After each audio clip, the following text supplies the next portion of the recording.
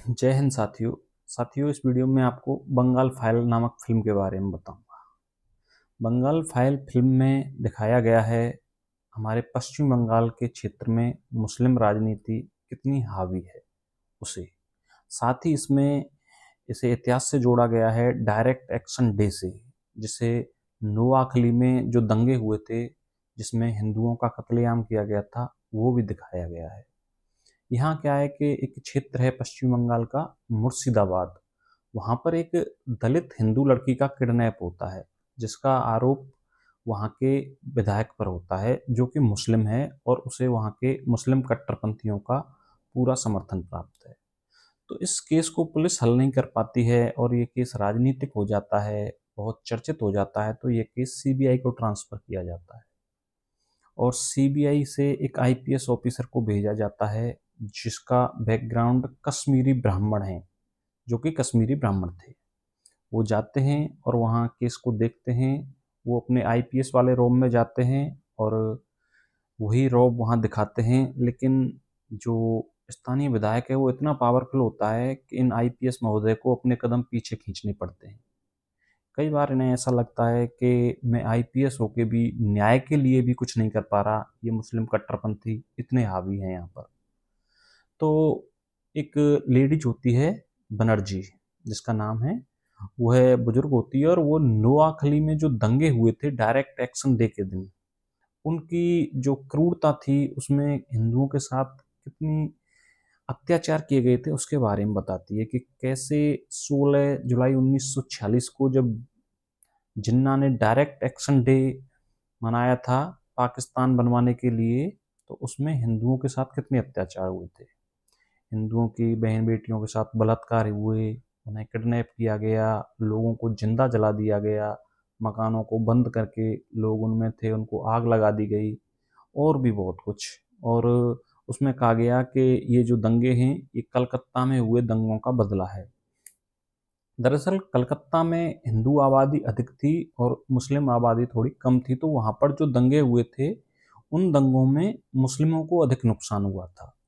और नोआखली नाम का जो क्षेत्र है वहाँ पर मुस्लिम अधिक थे, हिंदू कम थे। तो जो मुस्लिम समुदाय था उन्होंने सोचा कि जो कलकत्ता में हमारे मुस्लिम भाइयों पर हिंदुओं ने जो अत्याचार किया है उसका बदला हम यहाँ पर लेंगे। और उन्होंने वहाँ पर हिंसा का तांडव मचाया था, जो मानवता के नाम पर कलंक है। चाहे मैं तो देखिए साथियों कहता हूँ कि चाहे कोई हिंदू हो या मुस्लिम हो, किसी को भी ऐसे तांडव करता है हिंसा का, वो मानवता के विरुद्ध है। लेकिन जब तक हम लोग अपने धर्म को, अपनी जाति को, अपने क्षेत्र को, भाषा को इंसानियत से ऊपर रखेंगे, तब तक ऐसे दंगे होते रहेंगे और मानवता कलंकित होती रहेगी। ये मानवता के ऊपर जो कलंक है ये सभी जातियों पर है, चाहे वो हिंदू हो या मुस्लिम हो, सिख हो, ईसाई हो, कोई सी भी जाति हो, सबके ऊपर ये कलंक है। बस मात्रा का फर्क हो सकता है, किसी के ऊपर कम, किसी के ऊपर ज़्यादा। तो उसमें एक आईपीएस महोदय जिस निष्कर्ष पर पहुंचते हैं वो मुझे थोड़ा सा एक अचंभित करने वाला और थोड़ा हैरान करने वाला लगा। वो ये था कि जो सीमावर्ती क्षेत्र हैं वहाँ पर इनको मुस्लिम जनसंख्या को, जो विदेशों से, जैसे वहाँ बांग्लादेश लगता है, बांग्लादेश से जो शरणार्थी आए थे उनको वहाँ बसाया गया, उनके डॉक्यूमेंट बनवाए गए और उन्हें वोट बैंक के रूप में इस्तेमाल किया जाता है। और वहाँ की जो डेमोग्राफी है, जनसांख्यिकी है, कि उस क्षेत्र में जैसे विधानसभा है या लोकसभा है, उसमें कौन सी जाति के या धर्म के कितने आदमी होते हैं, इसका सीधा संबंध है कि कौन चुनाव जीतेगा। तो वहाँ पर बांग्लादेश से आने वाले अधिकतम मुस्लिमों को बसाया गया है। तो ये एक सामान्य समझ की बात है कि वो मुस्लिम एक मुस्लिम कैंडिडेट को ही अपना वोट देंगे और वो ही जीत करके जाएगा और वही वहाँ पर नीतियाँ बनाएगा। और ये सिलसिला लगातार चलता आ रहा है, इसलिए वहाँ की डेमोग्राफी चेंज हुई है।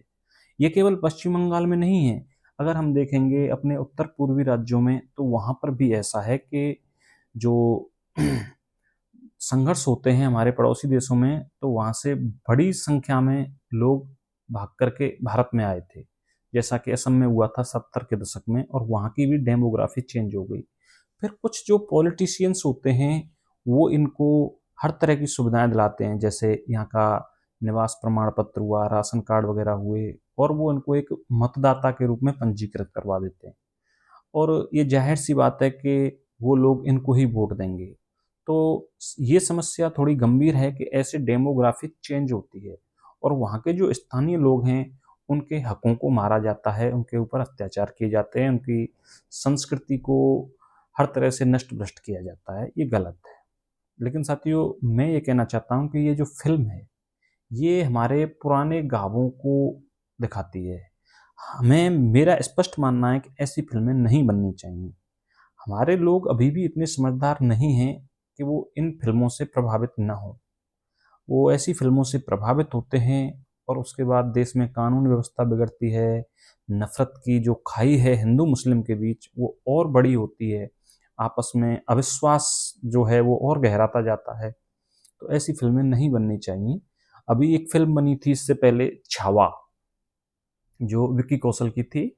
मैंने उसको देखने के बाद भी वीडियो बनाई थी और कहा था कि ऐसी फिल्में नहीं बननी चाहिए क्योंकि ये समाज में दरार पैदा करती हैं। और उस फिल्म की जब रिलीज हुई, लोगों ने देखी तो उसका रिएक्शन आया, तो उससे ऐसा सच में भी हुआ कि हिंदू मुस्लिम के बीच जो खाई है वो बढ़ी, नफरत बढ़ी, क्योंकि इसमें औरंगजेब द्वारा एक मराठा शासक संभाजी पर जो अत्याचार किए गए थे उन्हें दिखाया गया था। निश्चित ही वो अत्याचार ऐसे थे कि किसी की भी रूह कांप जाए। लेकिन साथियों, मैं ये कहना चाहूँगा कि ये अत्याचार एक तरफ़ा नहीं है। हर किसी धर्म के शासक हों, उन्होंने दूसरे धर्म के या दूसरे मनुष्यों पर अत्याचार किए हैं। कोई भी दूध का धुला नहीं है, बस मात्रा का फ़र्क हो सकता है कि किसी ने कम अत्याचार किए हों और किसी ने ज़्यादा। तो ये भाई वहाँ पर केस को सुलझाने जाते हैं और इस फ़िल्म में पता नहीं विवेक अग्निहोत्री जी ने कैसा डायरेक्शन किया है, बिल्कुल बेमतलब की बातें करी हैं कि जैसे एक आईपीएस ऑफ़िसर है, उसके आस-पास दुनिया भर की पुलिस खड़ी हुई है और मिथुन दा जो पौआ पी रखा है, उन्होंने पौआ हाथ में है और वो सीबीआई डायरेक्ट के इस ऑफ़िसर से मिलने के लिए डायरेक्ट पौआ पीते हुए पहुँच जाते हैं और कोई उनको रोकता नहीं है और वो वहाँ डायलॉग देते हैं। और इस लास्ट में इस फ़िल्म में दिखाया गया है कि उसके घर में ही विधायक के में और ये आईपीएस महोदय घर में जाते हैं उसके में और उसका गला दबाकर उसको मार देते हैं। और ना कोई उपद्रव होता है, ना कहीं कानून व्यवस्था बिगड़ती है, कुछ नहीं होता। जबकि ये जो वास्तविकता है उससे बिल्कुल भी मेल नहीं खाती है ये बात। आज मैं तो मानता हूँ कि ना तो किसी आईपीएस ऑफ़िसर की या दूसरे ऑफ़िसर की इतनी हिम्मत है कि वह किसी विधायक को उसके ही घर में, उसके ही क्षेत्र में उसका गला दबाकर मार दे। और चलो ऐसा हो भी जाए तो उसके बाद उपद्रव न हो, यह तो बिल्कुल नामुमकिन है। तो ये फ़िल्म फालतू में है, इसमें कोई ठीक-ठाक तथ्य भी नहीं है। एक तरफ़ा भी कह सकते हैं इस फ़िल्म को कि इसमें मुस्लिम जो कम्युनिटी है उसके प्रति जो घृणा है इस डायरेक्टर के मन में, उसको दिखाया गया है। इसमें ये बताया गया है कि कैसे मुस्लिम जैसे-जैसे इनकी संख्या बढ़ती है, कैसे-कैसे ये अधिक से अधिक अधिकार और वहाँ पर कब्ज़ा करने की सोचते हैं। इसमें ज़रूर थोड़ी-सी सच्चाई है।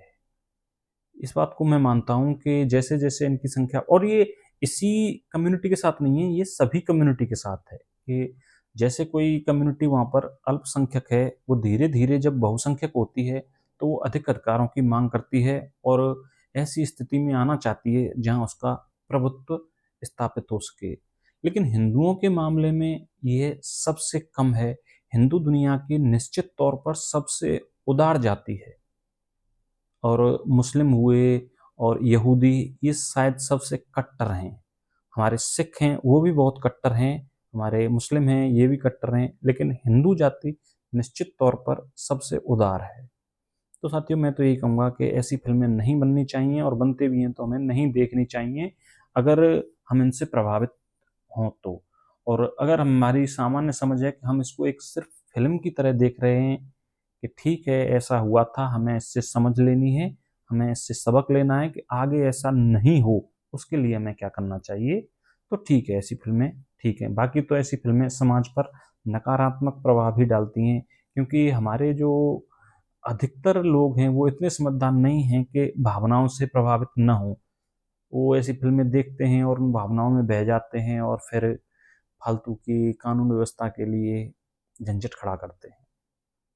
ठीक है साथियों, मैं तो बस इतना ही कहना चाहूँगा, हमें ऐसी फिल्में कम से कम समाज में बननी चाहिए और बने तो देखनी भी नहीं चाहिए।